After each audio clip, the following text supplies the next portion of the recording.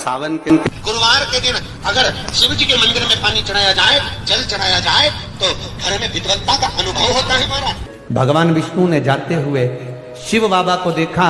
शंकर भगवान से, भगवान नारायण ने कहा आप कुछ कहेंगे नहीं? भगवान शंकर कहते हैं नारायण चिंता मत करो, गुरुवार के दिन अगर दाल चढ़ा कर जाएगा, चने की दाल को मंदिर के पीछे बैठकर ओम नमः शिवाय बोलकर जो नारायण को समर्पित करेगा, उसके मनवांचित फल को मैं 3 महीने में पूरा कर दूंगा, उसके मन की कामना को मैं 3 माह में पूर्ण कर दूंगा। आज भी नियम है, चने की दाल को लेकर जाते मंदिर के पीछे बैठकर चने की दाल को लेकर ओम नमः शिवाय का जाप करते हैं। 7 बार ओम नमः शिवाय बोलकर चने की दाल वापस घूमकर भगवान विष्णु को समर्पित करी जाती है, तो 3 महीने में मनोकामना पूरी हो जाती है। उस चने की दाल का इतना प्रमाण है,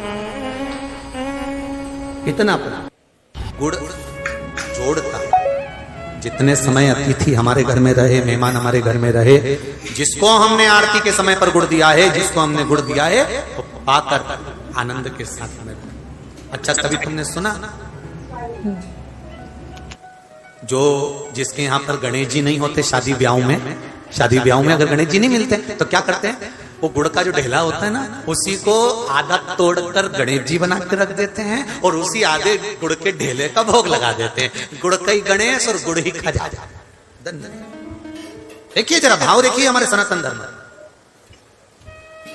भगवान को रिझाने का तरीका देखिए। अब कई लोग कहते हैं ये गुड़ से क्या होता है, ये मूंग से क्या होता है, ये धने से क्या होता है, चावल से क्या होता है, बेलपत्र से क्या होता है। अरे भाई, समर्पित करोगे, पाओगे तो जानोगे ना। सावन के गुरुवार के दिन जिस लड़का और लड़की का विवाह नहीं हो रहा, बहुत हताश हो गए, परेशान हो गए, विवाह संबंध जमी नहीं रहा, किसी भी बुधवार के दिन तांबे के कलश में चने की दाल को भर लीजिए, किसी भी बुधवार, और तांबे के कलश में चने की दाल को भर लो, उसमें 2 गोल सुपारी रख लो, पूजन वाली सुपारी रख कर 2 सिक्के उसमें रख लो, पीले कपड़े से मुख बांध दो, उसका पूजन करो बुधवार के दिन भी, और गुरुवार के दिन उसका पूजन स्नान करने के बाद करना। पर घर में किसी से बात मत करना, मुख से शब्द मत बोलना, मुख झूठा मत करना। पूजन करने के बाद उल्टे हाथ पर कलश को रखकर सीधे हाथ से ढककर कोई ब्राह्मण के घर में जाकर साथ में किसी को ले जाओ, बिना बोले, बिना बात करे, बिना कहे, साथ जाकर ब्राह्मण का दरवाजा बजा दे, बात कर ले और में गया वो, पर तुम्हें नहीं बोलना है। और वो कलश ब्राह्मण के अपनी कामना कर कर वो कलश का दान दे दिया जाए। महाराज, ज्यादा से ज्यादा 4 महीना 3 महीने के अंदर विवाह संबंध पक्का हो जाता है।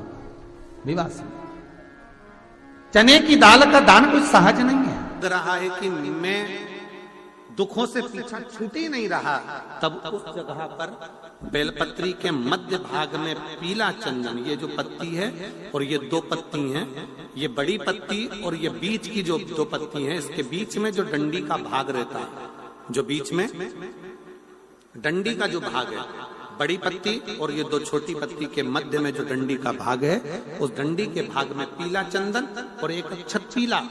शंकर भगवान को प्रदोष के दिन आप अगर प्रदोष काल में समर्पित कर रहे हैं, तो ये निश्चित है कि धीरे धीरे कर कर वो दुख समाप्त होगा, वो दुख कटेगा ही। विश्वनाथ को कुछ नहीं चाहिए, मेरे शंकर को चाहिए क्या? अगर आपके जीवन में ऐसा लगे कि बहुत बड़ी बीमारी आ गई और आपके घर का व्यक्ति वेंटिलेटर पर पड़ा हुआ है, तो शमी के वृक्ष के फूल ले आओ 7, और शमी के वृक्ष के 7 फूल लाकर एक एक फूल शंकर भगवान को श्री शिवाय नमस्तुभ्यम कहकर उस व्यक्ति के लिए जो पड़ा हुआ है, अंतिम सांसें गिन रहा है, जिसको अटैक आ गया, अंतिम सांसों में जो गिन रहा है, उसके नाम से भगवान शंकर पर चढ़ाना प्रारंभ कर दो। मात्र 7 पुष्प, उस शमी के वृक्ष के 7 पुष्प आप शिव को समर्पित करिए, उसका नाम और गोत्र बोलकर, और भगवान शंकर का मूल मंत्र श्री शिवाय, जम के बोलिए श्री शिवाय नमस्तुभ्यम बोलकर एक एक शमी का फूल शंकर पर चढ़ाना प्रारंभ कर दो। फिर आगे वो विश्वनाथ की मर्जी है, वो प्राण कैसे लेकर वापिस आता है, उस काल से छुड़ाकर महाकाल कैसे लाता है, ये वो जाने। आपका फर्ज केवल आप अदा करिए। ये 3 समय एक ऐसा समय है, मान लो सुबह यदि आपको समय ना मिले भगवान शंकर का गुणगान करने के लिए, मान लो दोपहर का समय ना मिले शंकर भगवान का गुणगान करने के लिए, तो शिव पुराण कहती है जब सूर्य डूब रहा हो, प्रदोष काल का जब समय हो, तब उस शंकर का गुणगान करो तो सारी जिंदगी तुम्हें किसी के आगे हाथ नहीं फैलाना पड़ेगा। भगवान भोलेनाथ स्वयं तुम्हें उतना प्रबल वैभवपति बना। कितना सुंदर कहा है। जब जिंदगी बहुत संघर्ष में चल रही हो, बहुत दुख का जीवन चल रहा हो, बहुत कष्ट का जीवन चल रहा हो, बहुत कष्टमय जीवन चल रहा हो, तब शमी के 5 पत्ते, शमी के 5 पत्ते, एक दुर्वा के साथ एक अक्षत चावल का एक दाना, वो भी हल्दी में भिंगोया हुआ हो या केसर में भिंगोया हुआ हो, शमी पत्र 5, एक दुर्वा, एक चावल का दाना, जो दिल से हृदय से बेलपत्री के वृक्ष के नीचे पार्थिव लिंग का निर्माण कर कर मट्टी का शिवलिंग बनाकर प्रदोष काल में, मतलब शाम के समय पर शिवलिंग बनाकर उस पे जल चढ़ाकर, जो ये 5 शमी का पत्र, एक दुर्वा और एक चावल का दाना, अपनी कामना कर कर, जो दुख चल रहा है बाबा से विनय कर कर एक एक पत्ता जब समर्पित कर दे, फिर एक दुर्वा समर्पित कर दे, फिर एक चावल का दाना समर्पित कर दे और बाबा का वहीं पर पुनः विसर्जन कर दे, 3 महीना तो जाने दो, 15 दिन के अंदर वो दुख कटता जरूर है, चाहे कोई भी दुख, किसी भी तरह का दुख क्यों हो। एक बेलपत्र के वृक्ष की परिक्रमा करने वाले को हजारों अश्वमेघ यज्ञ का फल प्राप्त हो जाता है, हजारों अश्वमेघ यज्ञ का फल प्राप्त हो जाता है। उसी तरह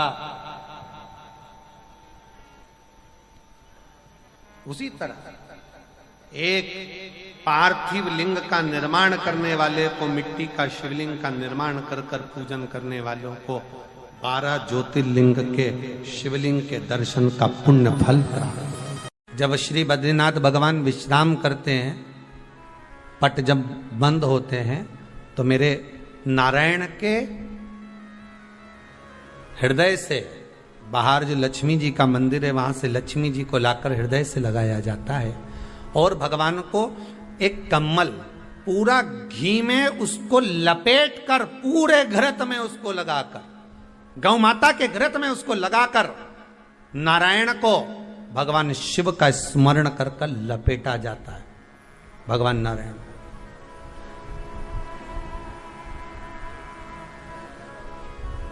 बद्रीनाथ बाबा के मंदिर में दिया घी से भर दिया जाता है, ताले लगा दिए जाते हैं, सब नीचे आ जाते हैं। जब अक्षय तृतीया के समय पर पट खोलते हैं, बाबा का कम्मल घृत से जुड़ा हुआ वैसा कि वैसे ही घृत भरा हुआ,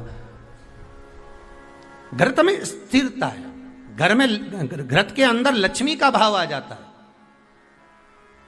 हमारे यहाँ हिंदू धर्म में बहुत सुंदर बात कही जाती थी पहले, आजकल जमाने में कहते कि नहीं कहते मालूम नहीं, पर मारवाड़ के अंदर एक रीति थी, घर के अंदर रसोई घर में एक इतनी बड़ी कुल्हड़ होती थी जिसमें घी भरा होता था, छोटी सी चम्मच होती थी, उसमें पूरे घर का घी खाली हो जाए पर उस कुल्हड़ का घी खाली नहीं होना चाहिए। नानी भाई का मायरा सुना है आप लोगों ने?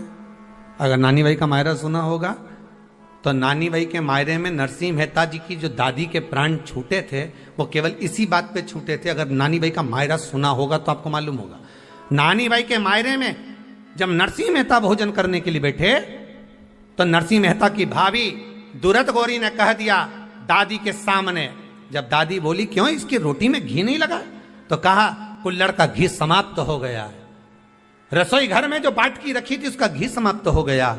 जय कुंवर भाई को चिंता लग गई, आंखों से अश्रु बहने लगे और जय कुंवर भाई नरसिंह मेहता की दादी प्राणों को छोड़ दी कि मेरे रसोई घर का घी समाप्त हो गया, मतलब ये घर अब बर्बाद होने में देरी नहीं लगेगी।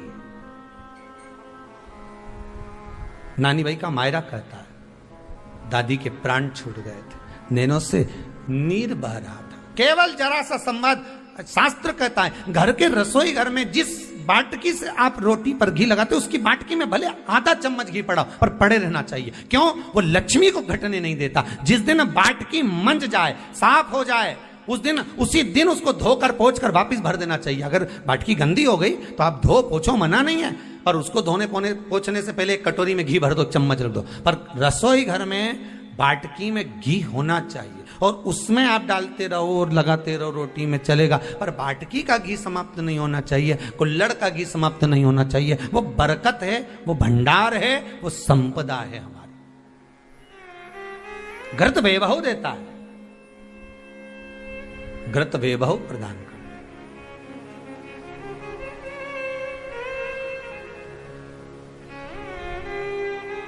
घृत वैभवता देता है। कितना सुंदर कहा है। शंकर भगवान के शिवलिंग पर घृत चढ़ाने के बाद आपने दही चढ़ाया शिव जी को, ठीक है, आपने दूध चढ़ाया, जल चढ़ाया, दही चढ़ाया, शहद चढ़ाया, शक्कर चढ़ाई, मिष्ठान चढ़ाया, जो भी आप शिव जी को चढ़ा रहे हो उसमें से केवल एक पदार्थ, एक वस्तु, घी, शंकर के शिवलिंग पर चढ़ाने के बाद में उसी शिवलिंग का घृत, जहां शिवलिंग रखा हुआ है, शिवलिंग जहां रखा रहता है उस कटी पर उस घृत से हस्त फेर देना चाहिए अपनी मनोकामना कर कर। जो अभिषेक आपने किया है वो अभिषेक का फल भगवान भोलेनाथ कुछ ही दिन में प्रदान कर देते हैं। मात्र उंगली फेर देने पर, घृत पात्र की उंगली, घृत का जो आप अभिषेक कर रहे हो, जल चढ़ा रहे हो, दूध चढ़ा रहे हो, आप पंचामृत सामग्री समर्पित कर रहे हो, आप दुनिया की सारी वस्तु भगवान को दे रहे हो, तो घी चढ़ाते समय जब घी चढ़ जाए, शंकर के शिवलिंग पर घी चढ़ गया, उसकी एक उंगली लेकर शिव मंदिर में जहां शंकर जी पिंडी पर बैठे हैं उस जलाधारी पर जो शिवलिंग रखा हुआ है उसके चारों तरफ उस घृत को लगा देना चाहिए अपनी कामना कर कर।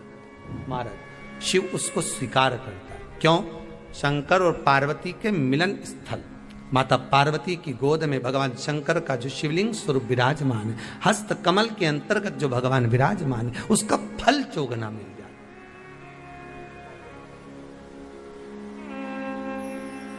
शक्तिपीठ नाम सुना है? अरे बोलो तो, जितने लोग कथा सुन रहे, शक्तिपीठ नाम सुना है? शक्तिपीठ का मतलब क्या होता है? जहां पर माता सती के अंग के टुकड़े होकर गिर पड़े वो शक्तिपीठ के रूप में निर्मित हो गए। तो जितनी भी शक्तिपीठ होती है उन शक्तिपीठ में आप लड्डू चढ़ाएं, पेड़ा चढ़ाएं, वस्त्र चढ़ाएं, आभूषण चढ़ाएं, सोना चढ़ाएं, चांदी चढ़ाएं, मुद्रा चढ़ाएं, आपकी मर्जी पड़े करोड़ों रुपए चढ़ाएं, मना नहीं है।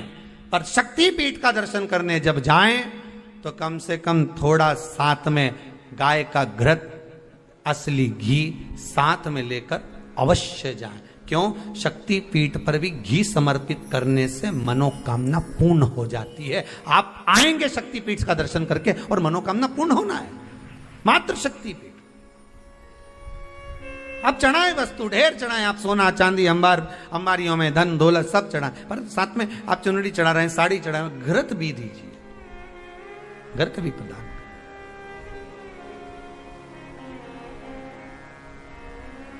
घृत का दान मूल है। धर्म पत्नी से संतान नहीं, औलाद नहीं, बड़े दुखी है, बड़े दुखी। अच्छा, संतान नहीं हो, किसी नारी की गोद, अगर स्त्री की गोद अगर खाली रह जाए तो भी दुख होता है उसको कि मेरे घर में औलाद नहीं, संतान नहीं।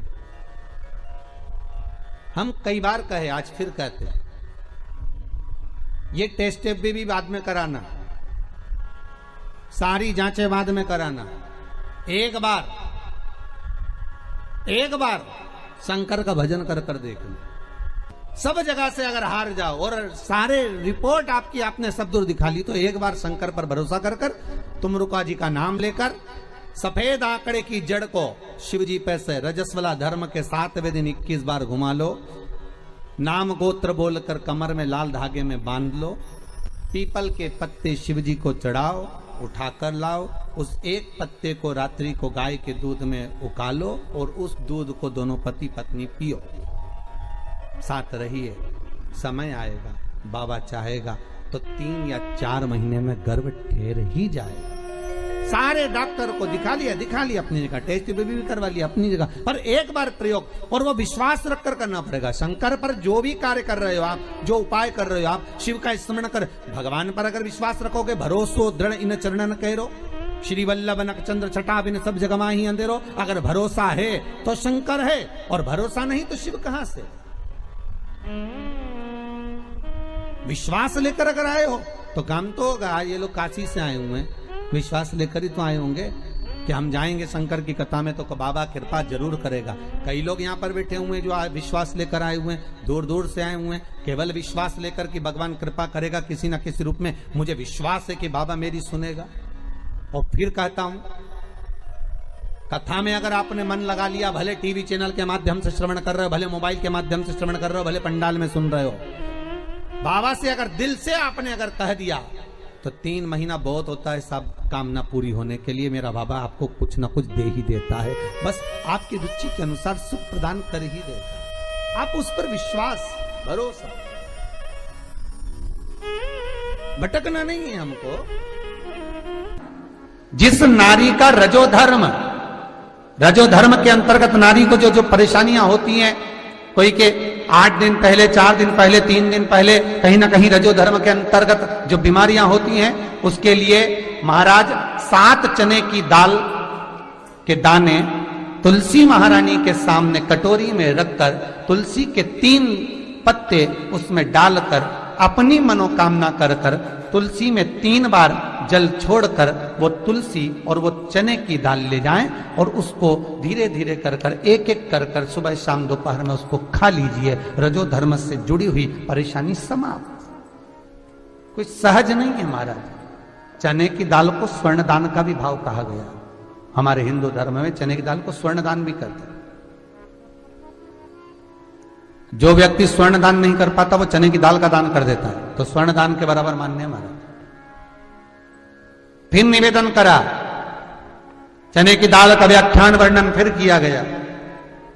मान लो कोई प्लाट है, कोई प्रॉपर्टी है, कोई जमीन है, कोई जायदाद और नहीं बिक रही, बहुत परेशान हो गए, लाखों करोड़ों रुपए तुम्हारे डूब गए और ये प्रॉपर्टी बिके, तब तुम उबरो, तो उसके लिए चने की दाल को एक रात्रि पहले रविवार के दिन घर में गला लीजिए और उसको गलाकर दूसरे दिन उसमें थोड़ा सा चंदन मिलाकर पीस लीजिए। पर पीसना आपको मिक्सर में नहीं है, पीसना आपको सिलबट्टे पर, चकोटी पर जो आपके यहाँ उससे उसको पीस लीजिए। और पीसने के बाद उसमें थोड़ा सा दूध मिलाकर शिव मंदिर में जाकर शंकर भगवान के शिवलिंग का सोमवार के दिन लेपन करिए। लेपन कर कर अपनी कामना कर कर शिवलिंग पर 3 उंगलियां लगा लीजिए महाराज, अपनी कामना कर कर। जो 3 उंगलियां आपने लगाई है, उंगली हटाते समय चंदन के लेपन को जो लगाया आपने, चने की दाल का लेपन, स्वर्ण का लेपन, उसको हम कहते हैं स्वर्ण लेपन, उसको लेकर आ जाइए महाराज। उसको थोड़ा सा लेकर आ जाओ, एक किसी भी फूल में उसको लगाकर जो जमीन, जो प्रॉपर्टी, जो जगह बेचना है वहां पटक दीजिए महाराज। उसके ग्राहक आना चालू हो जाएंगे और वो प्रॉपर्टी शीघ्र बिक जाएगी। अपनी कामना के अनुसार बिकेगी कि कितने में आपको बेचना, अपने अनुसार। महाराज चने की दाल स्वर्ण दान के बराबर है। चने की दाल को सहज नहीं समझा जाता, गुरु भक्ति के लिए बहुत मूल है। माताएं कई बार पीले गुरुवार करती हैं या केले के पेड़ के नीचे पूजन करती है तो चने दाल समर्पित करती है। क्यों करती है? उसका भाव है स्वर्ण दान के बराबर, मनवांचित फल की प्राप्ति के लिए, मनोकामना के लिए।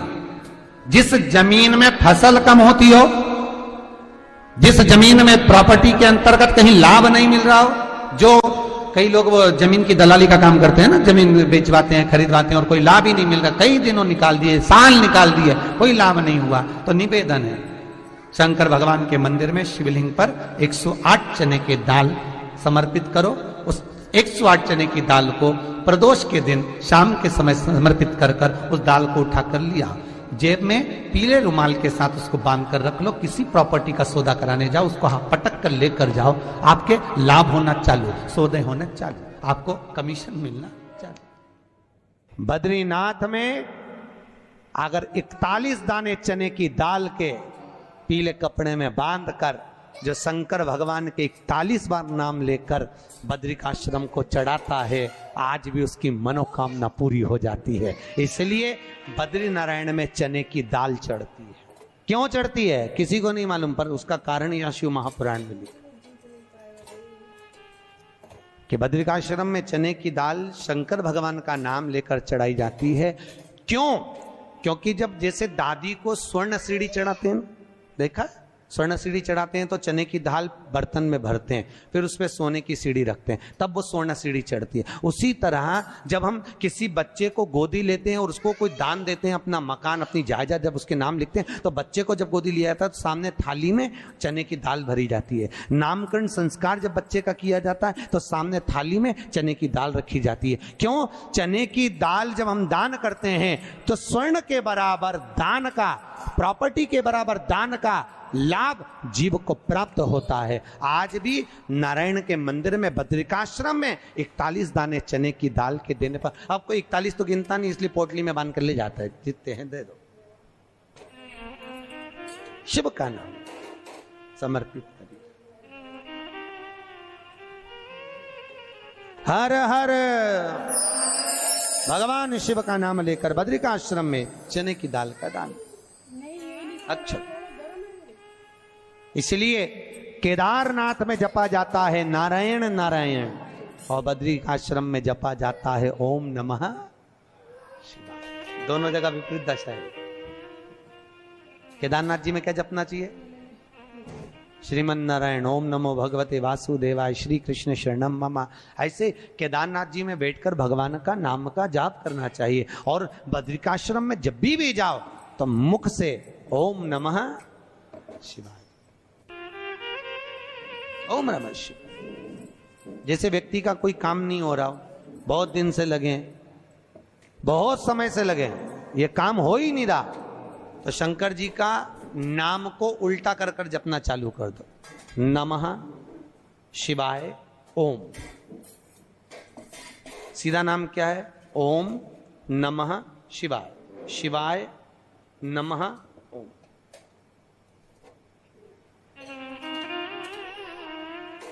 जब उल्टा नाम व्यक्ति जपना चालू कर देता है, जिस बच्चे के, बच्ची का, जिसका भी विवाह नहीं हो रहा हो, कोई काम नहीं हो रहा हो, कोई सीए की पढ़ाई कर रहा है और एग्जाम में निकल ही नहीं रहा, 3-3 4-4 बार बैठ गया, पास ही नहीं हो रहा, उस बच्चे को बोल दो बस सुबह उठते से ही शिवाय नमः ओम बोलना चालू कर दे, एक ही बार में सिया पास ले।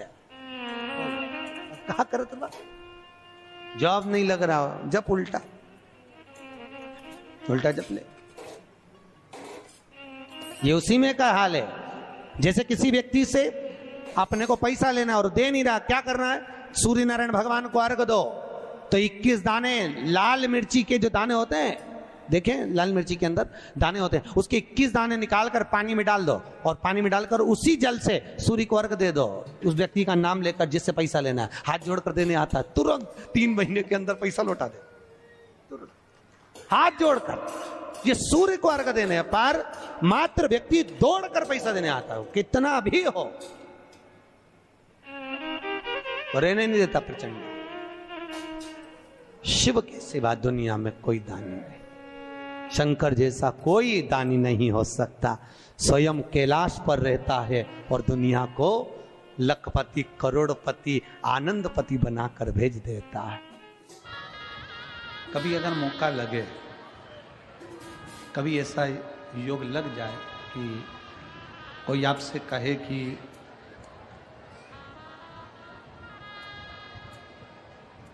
आपके शरीर में बहुत भारी कोई रोग हो गया और बहुत बड़ा रोग है, बहुत रोग,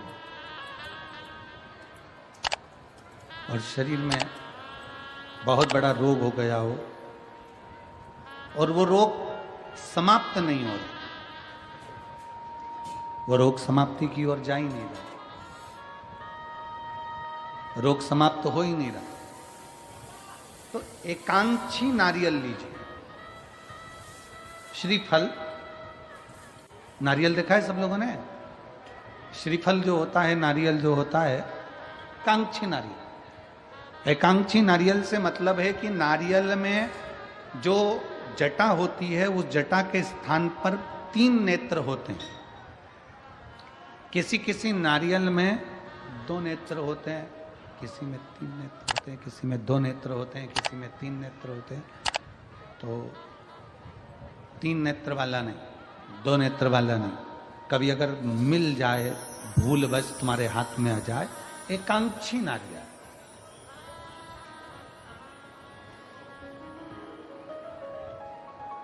एक नेत्र वाला। पहले बताओ देखा है कि नहीं देखा? पहले ये तो बोलो कि नारियल के पीछे 3 आंखें दिखती हैं, 3 आंखें, किसी में 2 आंखें नजर आती हैं। उसी तरह एक एकांक्षी नारियल, एक नेत्र वाला।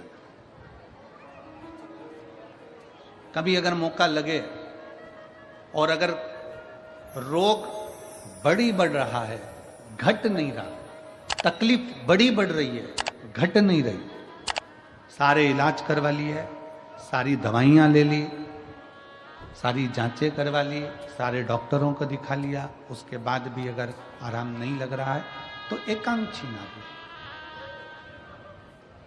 और उस एकांक्षी नारियल के साथ में 7 दुर्वा,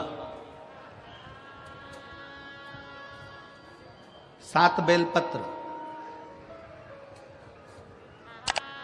7 दुर्वा, 7 बेलपत्र, 7 पीले कनेर के पुष्प हाथ में लेकर, जो व्यक्ति बहुत ज्यादा बीमारी अवस्था में है और दवाइयां भी अगर लॉक नहीं कर रही हैं, डॉक्टर की दवाइयां खाते रहो, दिखाते रहो, उसके साथ में वो एकांक्षी नारियल जिसकी एक आंख है, 7 दुर्वा, 7 बेलपत्र, 7 पीले कनेर के पुष्प हाथ में लेकर श्री शिवाय नमस्तुभ्यम कहते हुए हाटकेश्वर महादेव का नाम लेकर।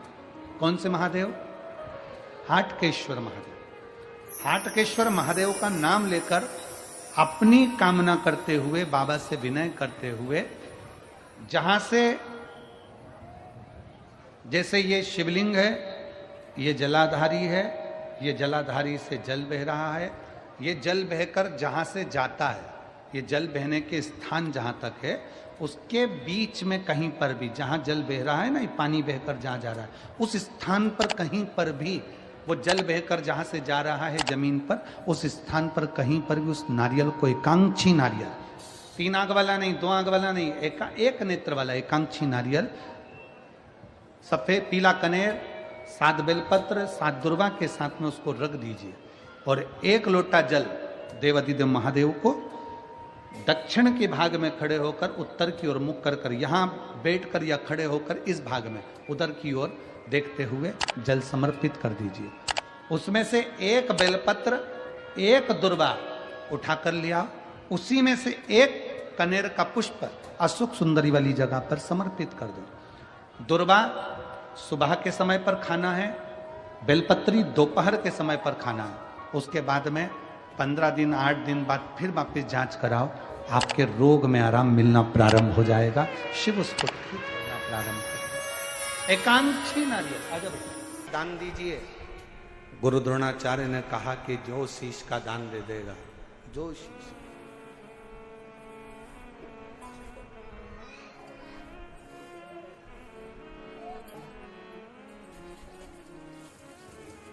मेरे शंभू ने कहा, मेरे शंकर ने, इस पवित्र कथा का आनंद कर रहा है, हस्तिनापुर शिव महापुराण की कथा करिए, जो शीश का दान देगा वो मुझसे शस्त्र विद्या सीख लेगा।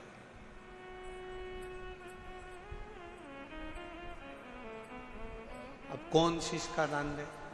सब 105 जितने शिष्य बैठे थे गुरु द्रोणाचार्य के, उसमें से 100 शिष्य उठकर चले गए। 5 शिष्य बैठे रहे पांडव, उसमें भी एक अर्जुन सामने बैठा रहा, तलवार उठाई और शीश के पास लेकर जाने लगा, काट कर शीश का दान देने लगा। गुरु द्रोणाचार्य ने मना कर दिया, मुझे कटा हुआ शीश नहीं, तेरे धड़ पर लगा हुआ शीश मेरे चरणों में पड़ जाएगा, उतना दान बहुत है और मैं तुझे दे दूं, मत दीजिए। शंकर भगवान को तुम्हारा धन नहीं, वैभव नहीं, सत्ता नहीं, दौलत नहीं, शिव जी को केवल तुम्हारा एक लोटा जल शिव को समर्पित कर दो। एक लोटा जल भी नहीं हो तो 3 बार ताली बजा दो, वो भी नहीं है तो मुख से बम बम बोले बोले, ये भी नहीं बोल सकते तो मुख से हर हर महा, इतना कर सकते, बहुत।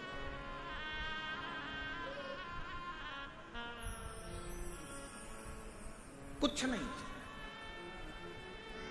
जिस दिन अहंकार छोड़कर, अभिमत्ता त्याग कर, अभिमान का त्याग कर, जिस दिन अहंकार को छोड़कर तुम शिव की ओर बढ़ोगे, शिव तुम्हें प्राप्त होता है। हस्तिनापुर शिव महापुराण की कथा में हस्तिन नाम का जो राजा था वो शंकर का परम उपासक था, जिसने इस राज्य को बसाया था।